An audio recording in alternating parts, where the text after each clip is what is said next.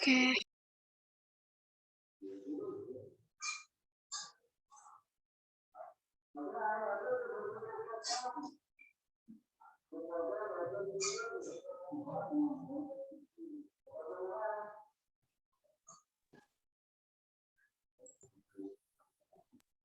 Sudah Ibu, sudah dijadiin co-host ya. Baik, terima kasih. Ya, bismillahirrahmanirrahim. Ya, kalau berbicara tentang kewirausahaan, tentu tak lepas dari sebuah mimpi ya, dari teman-teman juga.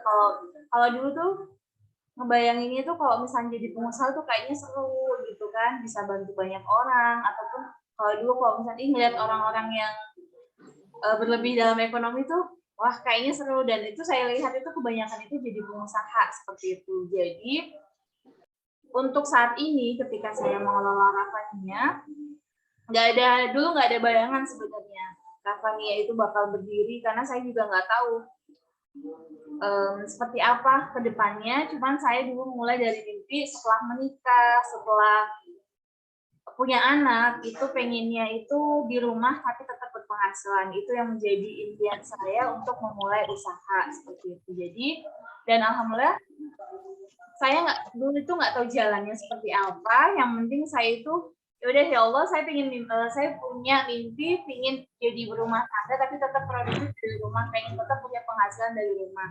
Dan ternyata Allah tuh kayak memberikan jalan gitu ya. Di tahun 2013 ketika saya resign, itu saya sudah diberikan kesempatan untuk menjajal bisnis online dengan menjadi reseller produk dari teman. Jadi kalau dulu itu masih zaman BBM kan ya teman-teman. Mungkin teman-teman yang sekarang itu nggak ngalamin zaman BBM. BlackBerry Messenger dulu namanya.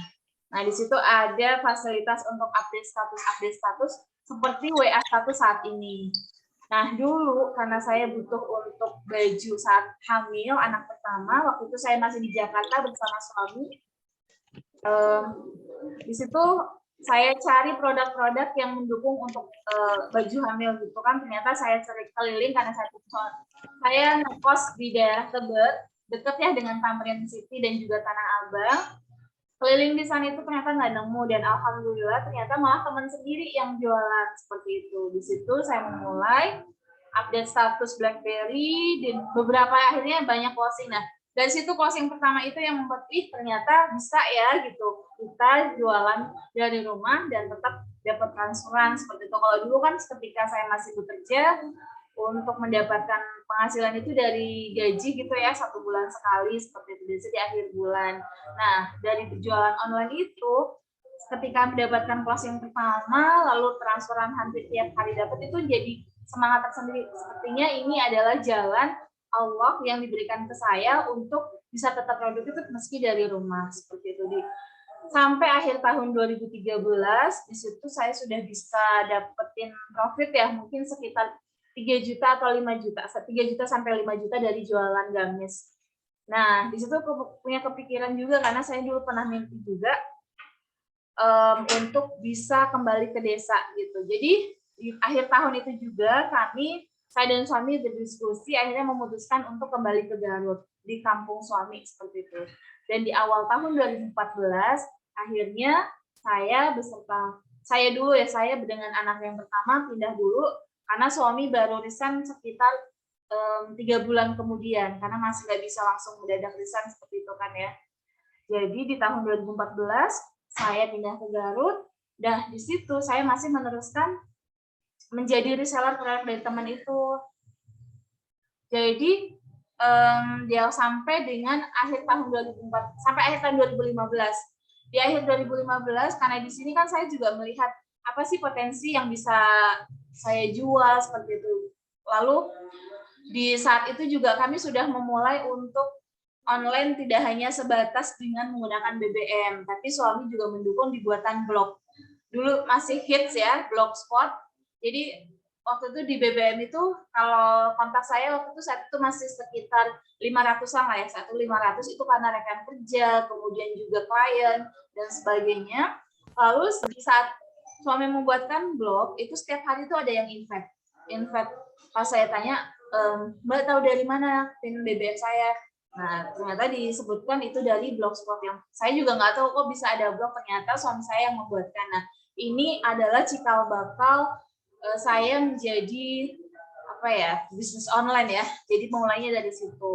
Jadi memanfaatkan media yang ada saat itu dengan BlackBerry Messenger, kemudian dengan menggunakan Blogspot, yang akhirnya saya tahu, oh ternyata dengan menggunakan internet itu kita bisa jadi lebih banyak menjangkau orang seperti itu. Kalau misalkan offline itu kan terbatas ya, kenalan saya terbatas dan nggak mungkin saya jualan hanya dengan orang-orang yang saya kenal saja seperti itu. Nah, sampai di 2014 itu masih, kemudian di akhir 2015 saya melihat potensi di Garut itu banyak penjahit. Tapi kan kalau dilihat penjahit ini tuh kebanyakan bekerjanya keluar kota, ke Bandung, ke Jakarta, daerah-daerah penyangga Jakarta juga, yang saya mikir karena saya itu pengennya juga kan di rumah, banyak anak itu dihandle sama orang tuanya ya, karena basic saya dulu kan saya nggak di apa ya, sebenarnya latar belakang saya itu ketika ini pengen di rumah gitu kan, mengasuh anak sendiri itu karena dulu saya dititipkan sama ada pengasuh seperti itu. Jadi kayak pengen nanti anak saya tuh nggak pengen deh saya diasuh sama orang lain gitu, pengennya dihandle saya sendiri sama suami gitu kan.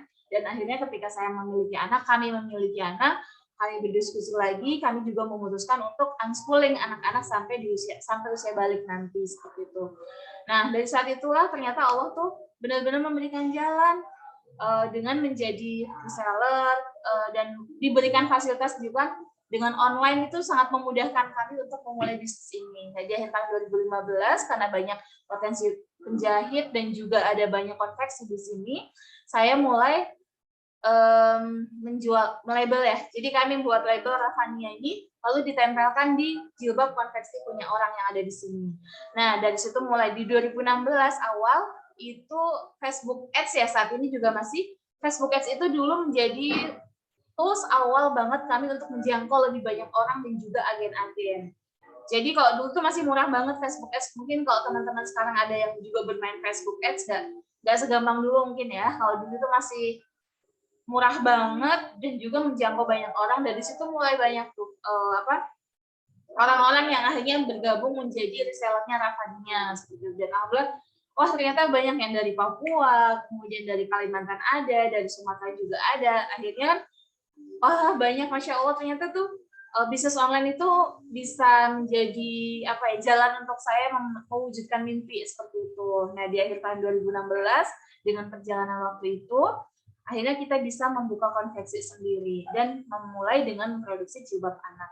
Saat itu jilbab anak yang masih fokus di jilbab anak karena kami nggak ada basic untuk menjahit, nggak ada basic untuk membuat pola, sehingga yang mudah saat itu ya yang sudah ada kami membeli pola jilbab lalu diproduksi secara massal dan distribusikannya melalui online seperti itu. Di 2017 karena bisnis itu tidak hanya sekedar jualan ya, kami harus juga mengurus legalitas, lalu dibantu dengan pemerintah, support dari pemerintah yang saat ini juga sebenarnya banyak banget support pemerintah, memberikan free untuk pengurusan HAKI, kemudian pengurusan SNI, itu menjadi modal juga buat kami ya menghemat modal, karena daftar anak saat itu tuh sekitar 3 juta itu kita bisa dapatkan free, kemudian pengurusan SNI itu juga kalau kita mengurus mandiri itu sekitar 10 juta, karena support dari pemerintah kita bisa mendapatkan free seperti itu.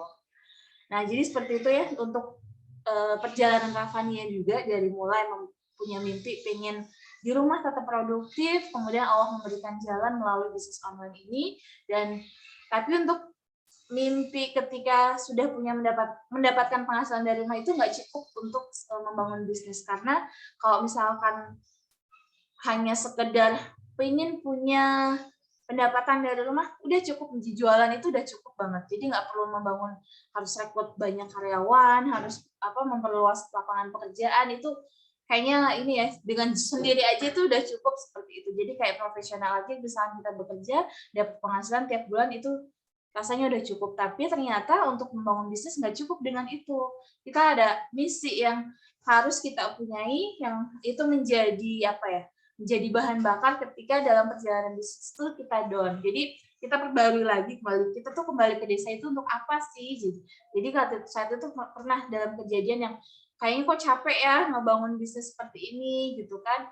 Kalau untuk hidup sendiri, untuk kebutuhan hidup sehari-hari rasanya cukup kalau sekian gitu. Tapi ternyata diingatkan lagi sama suami yang saat itu ini, kita balik ke desa itu untuk apa gitu kan, tujuannya untuk kita bisa memberdayakan masyarakat, membangun desa yang sudah menjadi tempat domisili kita saat ini seperti itu. Sehingga kita memperbarui kembali bahwa misi kita itu untuk menjadi sebaik-baik manusia yang bermanfaat seperti itu. Ya, selanjutnya, nah ini tadi kan ya bisnis yang kita lihat, kalau buat kita lihat teman-teman yang menjalankan bisnis, kok dia enak ya udah sampai di posisi ini, kok kayak gampang banget. Tapi percaya deh, di balik apa yang kita lihat itu ada cerita yang itu nggak diceritakan ke umum gitu kan. Jadi hanya kami yang tahu misalnya perjalanan, ada tangis di balik kesuksesan mereka, ada jerit yang mungkin keluarganya yang itu kita nggak tahu seperti itu. Yang kita lihat itu kan hanya udah sampai tahap yang kita lihat seperti itu. Jadi dulu awalnya karena kita itu nggak punya basic menjahit, jadi kita tuh ditawarin sama tempat ada penjahit ya di sini, ibu bapak mending buka konveksi aja nih, nanti saya yang jahitin seperti itu. Karena waktu itu memang produksinya masya Allah lagi banyak pesanan dan di konveksi yang saat itu kita maklon itu belum bisa memenuhi kapasitas produksi itu. Lalu kita buka, karena kita tujuannya tadi kan memberdayakan gitu, kayak membuka lapangan pekerjaan, mencoba membuka lapangan pekerjaan. Jadi selain kami coba, bismillah kita buka untuk membuat konveksi. Kita beli mesin baru semuanya baru saat itu, kemudian beli kainnya, dan qadarullah di hari yang dijanjikan penjahit itu nggak datang dua-duanya. Jadi saat itu kita bingung, ini kain mau diapain, kemudian mesin juga nggak bisa kita mengoperasikannya saat itu, dan itu maaf sebelumnya. Nah, akhirnya kita di situ pun juga kami kesulitan mencari tim pola, kemudian mencari SDM seperti itu. Jadi beberapa bulan setelah ini tuh kami masih tetap mencari konveksi maklon ya, menjadi kolaborasi dengan maklon untuk bisa memenuhi, karena saat itu tuh kain yang kita beli itu udah menjadi pesanan teman-teman agen seperti itu. Tapi alhamdulillah saat itu kita juga di situ nangis kalau ingat cerita itu, kalau sekarang ingat cerita itu tuh kayak akhirnya gitu tuh bisa. Dulu dengan posisi itu kita nangis seperti itu, nggak bisa harus gimana seperti itu. Tapi ketika saat ini kondisi ini terus kita ingat cerita dulu tuh kayak menjadi, coba kalau dulu kita menyerah gitu kan, kita itu nggak akan bisa berdiri di posisi saat ini sekarang seperti itu. Jadi saat itu tetap ya tantangan bisnis itu pasti akan ada, dan alhamdulillah selalu di-remind lagi ke misi kita ke desa mau ngapain, kemudian kita juga ini bahwa untuk memutuskan menjadi pengusaha itu kan untuk menjawab tantangan ya, menjawab permasalahan, sehingga bismillah setiap tantangan itu adalah pijakan untuk ataupun ujian untuk bisa ke level selanjutnya seperti itu. Jadi ketika ada tantangan, nggak apa-apa nangis saat itu bahwa it's okay to not be okay gitu kan. Jadi ketika itu sudah terjawab, kita memberikan solusi, kita mencari solusinya tentu dengan pertolongan Allah ya. Setiap tantangan bisnis itu Allah membantu kita, dan setiap lulus kita tuh merasa alhamdulillah kita kemarin bisa melewati, dan kita yakin bahwa di kedepannya itu pun akan selalu ada ujian lagi untuk kita bisa naik level lagi seperti itu. Jadi kembali lagi ke misi dan juga ke semangat bahwa kita membangun bisnis itu untuk apa, sehingga ketika ada tantangan bisnis itu bisa menjadi pijakan ataupun dasar agar kita tidak menyerah seperti itu. Selanjutnya, nah ini ketika tadi ya saya bilang bahwa selalu diingatkan sama suami saya ketika saya sudah di level yang pasrah menyerah gitu kan, bahwa entrepreneur itu tugasnya adalah untuk menyelesaikan masalah. Jadi kalau ketika kesulitan mencari SDM, berarti kan kita belajar lagi bagaimana merekrut dan mengelola SDM. Yang tadinya turnover keluar masuk pegawai itu sering gitu ya, jadi nggak bertahan lama, ternyata ada kesalahan di kita. Kita belum tahu bagaimana cara merekrut karyawan, sehingga kita belum tahu harus bagaimana mengelola karyawan ini, sehingga kami belajar, ternyata untuk merekrut karyawan itu ada tahapannya, mulai dari misalnya ada beberapa tes ya yang kami gunakan, sehingga ketika kami sudah mengetahui ilmunya, meskipun masih sedikit, itu turnover-nya itu udah mulai sangat berkurang seperti itu. Tapi tetap ya namanya turnover itu pasti ada dalam sebuah tim, sehingga yang awalnya ketika ada turnover itu kita down juga, sekarang sudah mulai merasa was oke, karena setiap orang itu punya mimpi. Bisa jadi anak teman-teman yang keluar dari Ravania itu mimpinya itu bukan di sini, bisa jadi mereka akan menemukan mimpinya di tempat yang lain, karena kami juga mengejar mimpi, teman-teman yang bergabung di Ravania ini juga sedang mengejar mimpi, sehingga ketika orang-orang yang sevisi itu bertemu, insya Allah juga menjadi modal tersendiri untuk bisa lebih baik lagi. Jadi setiap ketemu tantangan, insya Allah selalu belajar dan juga melakukan evaluasi. Selanjutnya, nah ini dari perjalanan bisnis membangun Ravania ini, kalau ini saya garis bawahi bahwa yang pertama itu saya mulai dari mimpi yang kuat ya, tentu teman-teman mimpinya bisa berbeda. Bisa jadi saat ini ketika lulus kuliah ada yang masih ingin bekerja gitu kan, ada yang bisa ingin langsung jadi pengusaha ataupun entrepreneur. Karena kemarin ketika saya mengikuti Isyahkanan, Masya Allah ya, banyak anak-anak kuliah yang saat ini itu sudah memiliki usaha sendiri. Itu menjadi kebanggaan sendiri buat saya, karena dulu kan kalau saya memulai usaha itu di usia 28-an tahun, 28-29, tapi ternyata teman-teman sekarang di usia 20, di usia 19, kemudian 25, itu sudah memiliki usaha yang settle, usaha yang bisa memberdayakan banyak orang dan memperluas memperbanyak lapangan pekerjaan, sehingga ini juga menjadi tonggak untuk bisa membantu pemerintah menyelesaikan permasalahan banyaknya pengangguran seperti itu. Jadi lalu kemudian ketika kita down, karena tadi ya setiap membangun bisnis itu juga pasti ada down, ingin menyerah. Kalau misalkan hanya memikirkan diri sendiri, mungkin bisa jadi kita bisa menyerah, karena untuk apa kita menjalankan bisnis, banyak banget tantangan yang harus kita selesaikan, sementara untuk kehidupan sendiri itu sebenarnya sudah cukup seperti itu. Tapi kita menjalankan bisnis bukan hanya untuk diri kita sendiri, tapi untuk membantu banyak orang, sehingga ini menjadi ibadah kita ya, karena aktivitas yang kita lakukan setiap hari itu, mau jualan, mau misalkan buat ibu rumah tangga, mau masak, mengurus anak, itu adalah ibadah. Mungkin teman-teman juga saat ini masih belajar, itu juga diniatkan untuk ibadah seperti itu. Jadi ketika kita lillah, insya Allah itu menjadi bahan bakar yang ketika kita down itu, kayak misalnya kalau teman-teman mengerjakan skripsi, biasanya kan kalau dulu di akhir-akhir menjalankan skripsi itu kayak ada, kok nggak selesai-selesai gitu, sementara teman-teman itu udah pada lulus gitu kan, kayak nah bisa jadi ada saat itu, karena saya juga dulu ada di posisi itu, teman-teman seangkatan meskipun bisa teman-teman seangkatan itu pada lulus, saya belum gitu kan, tapi alhamdulillah dengan kekuatan saya itu belajar ngapain dulu, saya kuliah itu ngapain gitu. Awalnya saya juga dulu kalau Taskia itu di Bogor kan ya teman-teman. Taskia di Bogor bukan yang Ustadz Antonio itu? Iya Mbak Ardita. Bagaimana Bu? Taskia itu di Bogor bukan? Iya Bu, benar. Iya dulu juga banyak teman-teman saya di Taskia ya, waktu saya masih kuliah di Bogor juga. Nah di situ ketika udah mulai menyerah, ngapain ya skripsi, ngerjain skripsi, oh ternyata saya itu ya udah, saya belajar itu untuk ibadah juga, sehingga kita harus menyelesaikan apa yang sudah kita mulai seperti itu. Nah ketika ketemu tantangan, tentu ada harus mencari solusi gitu kan ya. Nah solusi itu kita bisa memberikan dari upgrade skill, karena nggak bisa untuk menyelesaikan solusi dengan skill yang kita punya sekarang biasanya seperti ini. Kita harus mencari tahu apa yang harus kita selesaikan, misalnya kebutuhan kita untuk menyelesaikan tantangan SDM, berarti saya harus belajar bagaimana mengelola SDM seperti itu. Kemudian untuk membangun bisnis, kita diperlukan network ya, nggak bisa kita berdiri sendiri seperti itu. Nah untuk saat ini tuh banyak support dari pemerintah ya, baik dari pemerintah pusat ataupun pemerintah daerah. Nah teman-teman itu bisa mengikuti pelatihan-pelatihan yang free, itu bisa teman-teman dapatkan dengan mengikuti ataupun follow akun Instagram dari pemerintah itu sendiri. Sehingga untuk teman-teman yang nanti karena banyak support itu bisa mendapatkan yang dibutuhkan untuk bisnisnya.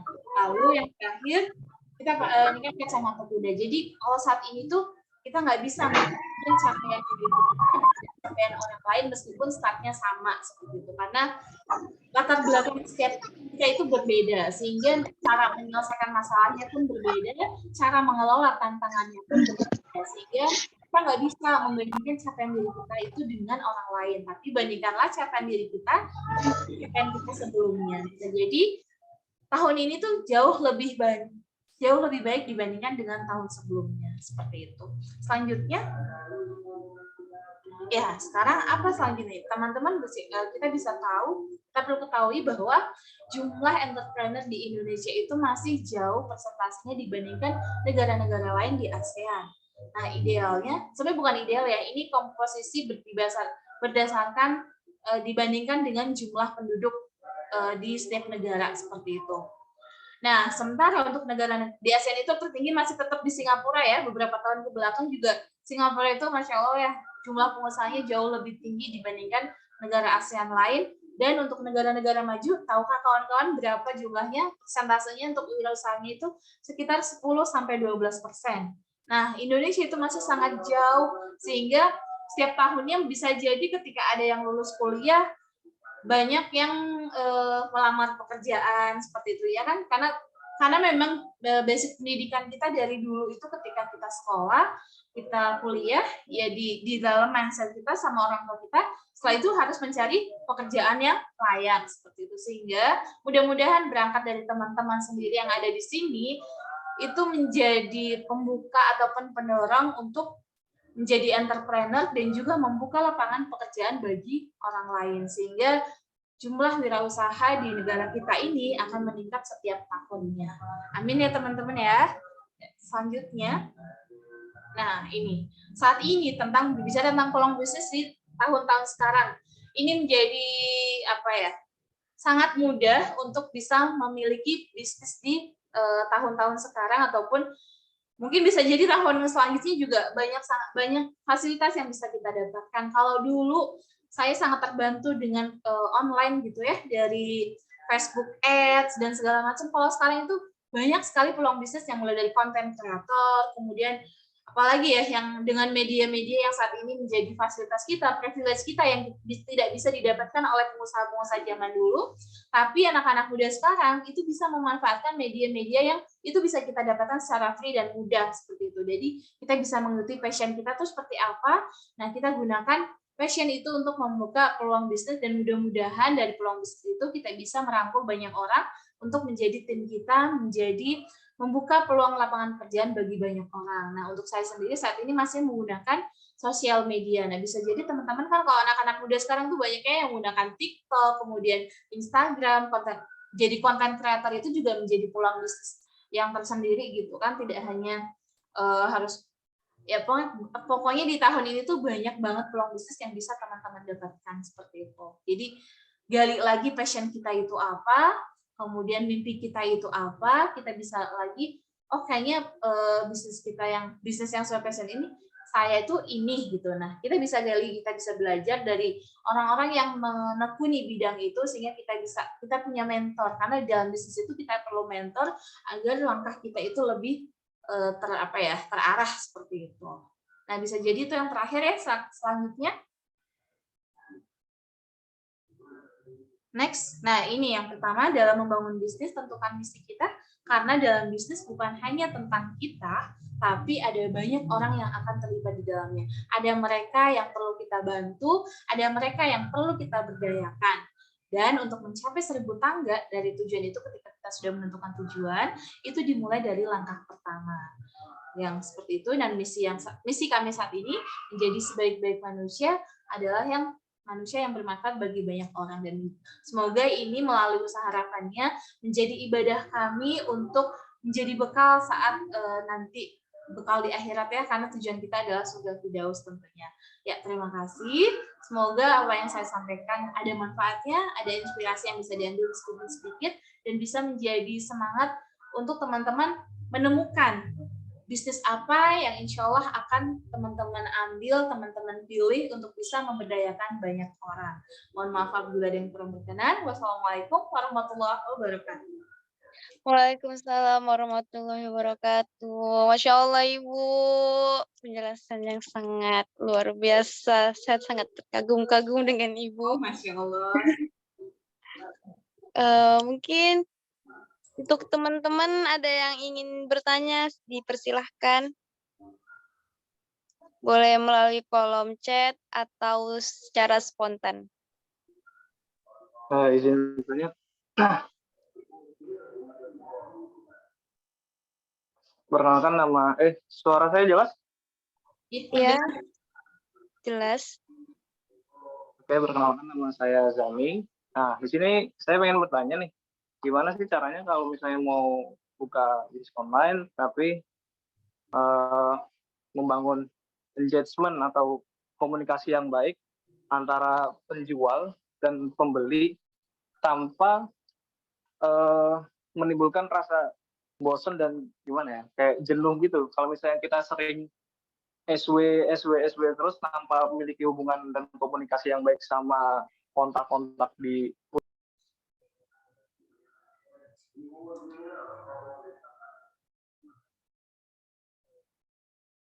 Oke. Sudah ya, Mas? Atau ke-mute tadi suaranya? Oke. Nah, itu bagaimana caranya gitu? Pengen nanya aja. Oke, saya langsung Mungkin jawab. Saya langsung jawab, Mbak Adita, atau gimana? Boleh Bu, boleh Ibu langsung dijawab. Oke, baik. Terima kasih Mas Azami atas pertanyaannya. Ya betul, karena kan kalau jualan itu nggak bisa asal jualan juga kan ya. Kalau misalkan, karena nih kalau misalnya kita lihat iklan di TV, biasanya kalau saya waktu kecil ketika ada iklan di TV itu suka langsung di skip, kita ganti channel ke yang lain yang nggak ada iklannya. Nah seperti itu. Jadi orang itu memang nggak suka diiklanin, ya nggak. Orang itu nggak suka kecuali iklannya itu menarik, iklannya itu bisa menarik orang untuk terus melihatnya seperti itu. Jadi yang saya pelajari ketika yang pertama itu, dulu saya belajar namanya covert selling ya, bagaimana cara untuk di online ini, bagaimana cara berjualan online tapi nggak terlihat kita itu sedang jualan. Jadi saat itu kita menggunakan yang namanya pertama itu personal branding ya, membangun personal branding diri kita. Karena saya itu memang full online, jadi kita membangun personal branding mulai dari cerita-cerita gitu kan ya, misalkan jadi saya itu dulu awalnya itu hanya lebih banyak bercerita, jadi bukan saya nggak berjualan produk sebenarnya, saya lebih banyak cerita. Jadi wah kalau dulu ya saya coba berikan contoh, wah ternyata begini ya membangun bisnis gitu kan. Awalnya saya pengen bisnis itu untuk membantu banyak orang gitu kan, ternyata dalam perjalanan saya itu di PHP-in penjahit yang akhirnya mesin jahit yang sudah saya beli akhirnya malah dijual gitu kan. Terus di akhir tuh semoga bisnis Rafania makin besar dan Allah mudahkan. Dan ternyata di situ banyak yang komen tuh di status Facebook ya, saya tuh masih Facebook. Wah emang Rafania itu apa, produknya apa, seperti itu. Di situ saya mulai tuh kenalin, oh Rafania itu produknya satu itu jilbab anak seperti itu. Atau misalkan jadi lebih banyak ke cerita-cerita keseharian, misalkan hari ini saya mau konveksi nih, terus ada produk Rafania. Jadi kita kayak ada caption, kemudian ada foto seperti itu kan. Hari ini saya mau konveksi nih, ada produk jilbab terbaru, produknya ini gitu. Jadi saya nggak nawarin, yuk beli, atau misalnya yuk beli, itu enggak, tapi lebih ke banyak cerita. Karena biasa dengan cerita seperti itu, orang itu lebih tertarik seperti itu. Kayak sekarang itu kan banyak konten kreator yang itu lebih ke cerita gitu ya, berupa video, jadi lebih banyak cerita, itu yang pertama. Kemudian yang kedua, kalau misalkan kita punya kontak gitu ya, baik di Facebook, punya teman Facebook, kemudian ataupun teman-teman WhatsApp, kita coba silaturahim, karena kan nggak mungkin dong kita bisa mengenal banyak orang tanpa ada silaturahim seperti itu. Jadi kalau kita punya teman Facebook, berarti ketika ada teman-teman Facebook membuat status gitu kan, kita ikutan komen, otomatis tuh mereka biasanya kalau kita komen status mereka, kita like status mereka, orang tuh jadi kepo, siapa sih? Kalau misalkan kalau yang belum kenal itu akan kepoin akun kita, kalau yang sudah kenal itu mereka juga akan melihat Mbak Duki itu sekarang lagi ngapain aja, aktivitasnya seperti itu. Jadi dengan mereka scrolling akun Facebook kita juga, karena saya aktifnya di Facebook, itu mereka melihat, oh ternyata Mbak Duki masih tetap di Rafania nih, masih bangun Rafania-nya seperti itu. Terus kita kalau misalnya status WA juga sama, kita kayak komen-komenin status WA teman-teman gitu. Yang kedua, yang ketiga, kita itu sharing dulu. Jadi jangan langsung ujuk-ujuk selling gitu kan ya. Jadi lebih ke sharing kalau misalkan karena saya aktivitasnya lebih ke parenting gitu ya. Jadi kayak gimana sih ngasuh anak, gimana sih biar anak-anak tuh nggak berantem. Nah, case-case yang seperti itu tuh akhirnya banyak membuat engagement, sehingga ketika engagementnya tinggi, orang-orang juga kan jadi banyak, ketika saya buat status itu banyak yang terpapar lah ya di timeline mereka, itu melalui media sosial yang saya punya. Seperti itu Mas Azami, semoga bisa menjawab ya. Jadi tidak terus yang kedua, untuk bahasa komunikasi itu kita sesuaikan dengan target market kita. Jadi untuk bisnis kita tentu perlu mengenali siapa sih target market kita. Misalnya kayak saya Rafania. Rafania itu kan produknya anak ya, tapi bukan berarti target marketnya itu adalah anak-anak. Tapi target market dari Rafania itu adalah ibu yang memiliki anak usia produk-produk yang Rafania buat. Karena Rafania itu usia dari 2 sampai 12 tahun, maka target dari Rafania adalah ibu-ibu yang memiliki anak muslim ya, karena anak muslim jadi ibu muslim yang memiliki anak perempuan usia 2 sampai 12 tahun. Nah, terus kelas status mereka itu dari kelas ekonomi mana? Karena harganya kan di range dari 180 sampai 330 gitu kan untuk gamis setnya yang lebih utama. Berarti orang-orang yang kalau untuk mengeluarkan budget segitu tuh nggak tinggi, dari kelas ekonomi menengah seperti itu. Karena kami saat ini online, berarti secara behavior ibu-ibu ini tuh sering main sosmed gitu kan, baik Instagram maupun Facebook seperti itu. Nah, komunikasi kita ini lagi gali lagi, kita lihat akunnya. Mereka tuh dipanggilnya apa sih, ibu atau bunda atau mama gitu kan. Akhirnya mengerucut ke panggilannya itu bunda seperti itu. Terus aktivitas yang mereka biasa lakukan tuh apa kesehariannya? Biasanya ceritanya tentang anaknya, cerita tentang masak gitu kan. Kemudian cerita-cerita keseharian tentang sekolahnya. Jadi sapaan itu juga kita sesuaikan dengan target market kita. Nggak bisa kan kalau target market kita ibu-ibu, masa kita panggilnya hai sis gitu kan, ataupun hai kak, ataupun panggilan-panggilan yang akhirnya itu nggak mengarah ke target market kita seperti itu. Itu sih tambahannya, semoga bisa menjawab. Oke, makasih Bu sudah menjawab. Masya Allah. Terima kasih Bu Nukto. Dan terima kasih untuk Mas Azami pertanyaannya. Iya Bu, ini kita punya pertanyaan dari Kak Abdullah Haidar. Katanya, Ibu, saya bertanya, bagaimana caranya agar kita tetap istiqomah dalam bisnis ketika kita dilanda kerugian? Apakah Ibu pernah mengalaminya? Jika iya, waktu itu Ibu bangkitnya bagaimana? Bagaimana Ibu? Kerugian itu pasti akan selalu ada ya. Kalau menurut saya ketika kita belum belajar, maksudnya yang saya rasa juga ketika kita sudah belajar bagaimana mengelola misalkan, tapi kedepannya itu pasti akan selalu ada tantangan juga.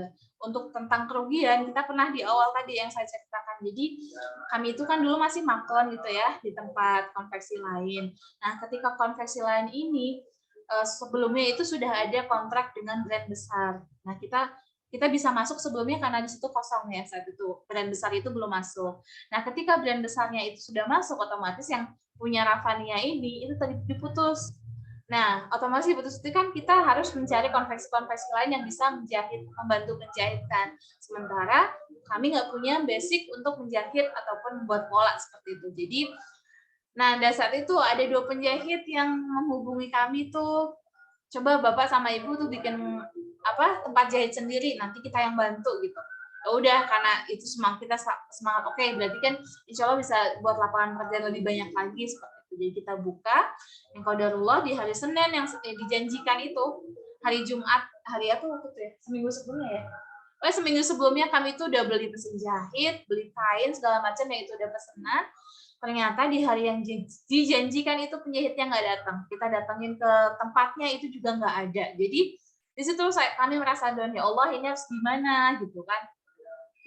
Mencari penjahit itu juga yang sesuai dengan basic keinginan kita itu juga nggak semudah, meskipun di sini tuh banyak penjahit seperti yang saya ceritakan itu, karena banyak potensi produksi itu, ternyata untuk mencari penjahit itu pun nggak gampang, karena ada kualitas yang mesti kita jaga, ada standar yang perlu kita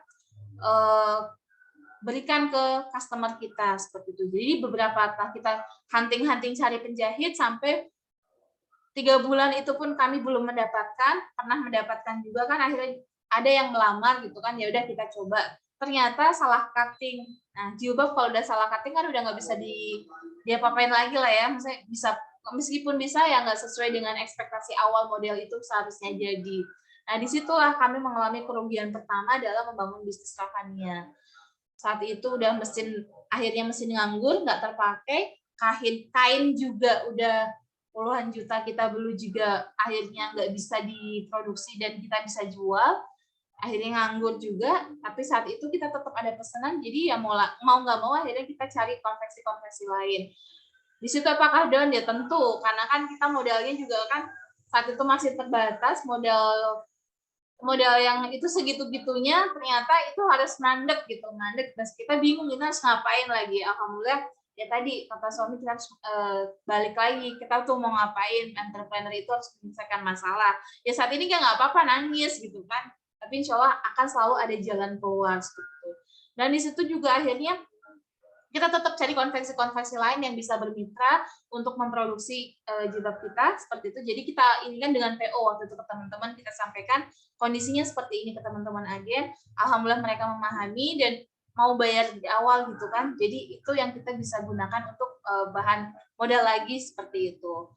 Dan akhirnya untuk menambah modal lagi, karena itu juga masih kurang, mesin jahit yang kita beli awal itu semuanya baru, kita jual lagi dengan yang tentunya harganya jauh beda ya dibandingkan dengan harga yang kita beli. Tapi nggak apa-apa, yang penting itu kita ada modal lagi untuk bisa memutarkan ya bisa beroperasi lagi seperti itu. Itu yang akhirnya ketika berjalan lagi di akhir tahun 2016 itu kita bisa balik memulai lagi karena ada yang menawarkan lagi, tapi kita udah ini komitmen lagi kan, belajar dari yang sebelumnya. Yakin nggak ini saya pernah punya pengalaman kalian nawarin untuk buka konveksi tapi malah ditinggal gitu kan, kita nggak tahu apa-apa. Terus akhirnya ada penjahit ini insya Allah gitu kan, saat itu ke suami, ya udah kita beli lagi mesin, yang itu mesin jahitnya kita semuanya beli second, nggak ada yang baru, belajar dari semuanya. Bismillah, ternyata dari mesin-mesin second inilah yang akhirnya sampai sekarang Ravania bisa terus berjalan seperti itu.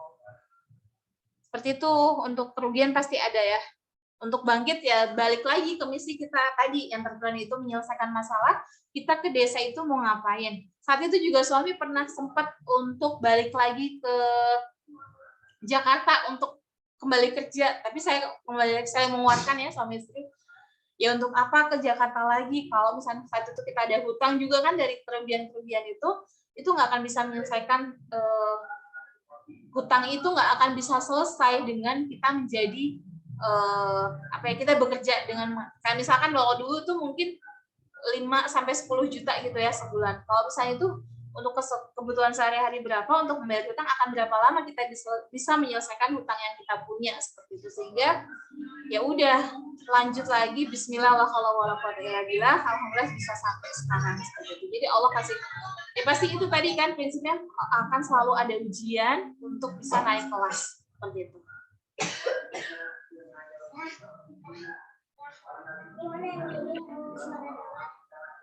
Bagaimana Kak Haidar? Kak Haidar sepertinya sinyalnya hilang karena belum sedang di jalan. Insya Allah bisa terjawab ya. Ini ada satu pertanyaan lagi Ibu dari Kak Aziza Khairani.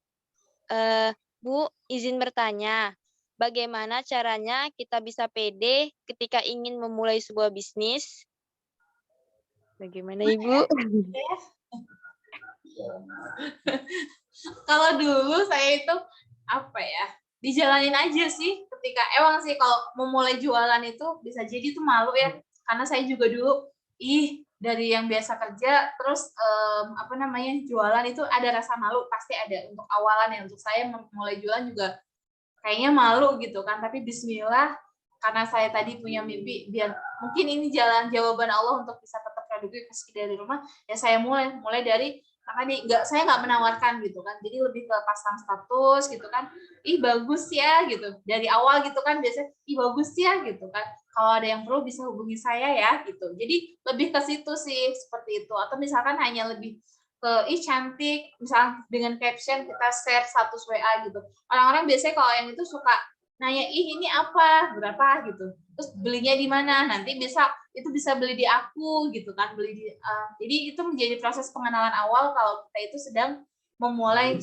jualan seperti itu, karena kan untuk memulai bisnis kita mulai dari jualan dulu nih, ketika sudah mulai mendapatkan closing itu, kita bisa memulai untuk merekrut ataupun mendelegasikan tugas-tugas yang sebelumnya kita handle itu didelegasikan ke orang, tapi untuk memulainya ya tadi kita jalani saja, insya Allah kedepannya bisa dapat ya banyak inspirasi lah, setelah dijalani itu akan ketemu tantangan, akan ketemu solusi yang biasanya malah akan yang membuat nagih ketika kita sudah bisa membuat closing pertama dan closing selanjutnya seperti itu. Semoga menjawab ya Mbak.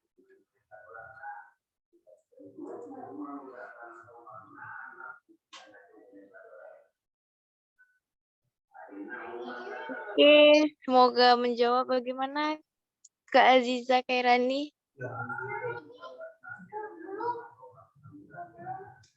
Oh. Sama-sama. Insya Allah terjawab. Oke, karena ada pertanyaan kah? Oke, baik Ibu, terima kasih kata Kak Aziza. Sama-sama Mbak.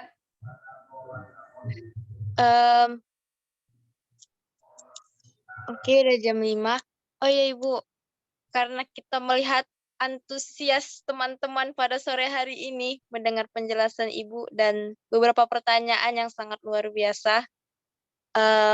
Bagaimana jikalau Ibu mencari satu orang yang mempunyai pertanyaan yang menurut Ibu itu menarik gitu. Satu orang, kita bakal kasih door prize. Oke, satu orang dari panitia, nanti karena ini ada 3 orang ya, insya Allah yang dari Rafania. Jadi yang tiga teman-teman yang bertanya sore ini, insya Allah mendapatkan hadiah semua, door prize semua. Yang satu dari panitia, 2 dari Rafania. Masya Allah, terima kasih Bu. Sama-sama. Nanti boleh dibantu WA untuk alamat-alamatnya ya Mbak ya. Iya, baik Ibu. Untuk teman-teman yang untuk Kak siapa tadi? Kak Haida, Kak Aziza, dan Kak Azami, mungkin boleh person ya, panitia penyelenggara pada sore ini untuk menjemput door prize-nya. Ya.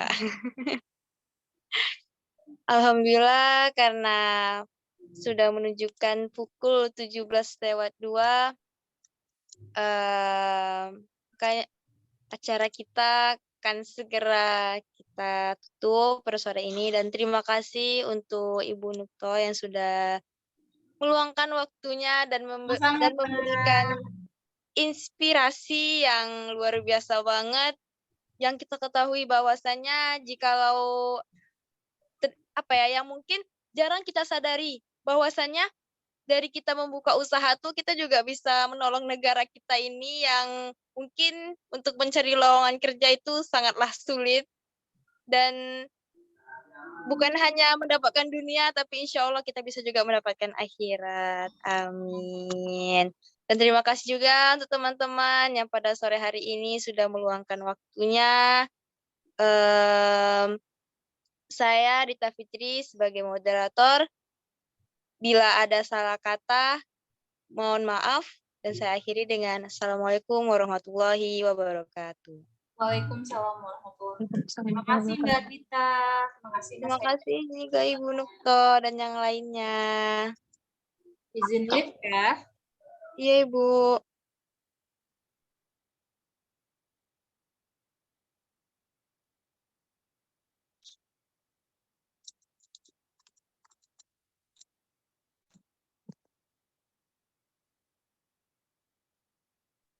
Ini udah boleh live ya?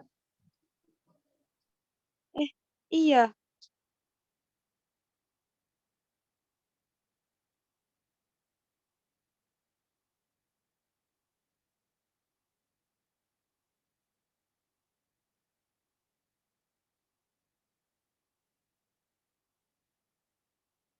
Mana sih?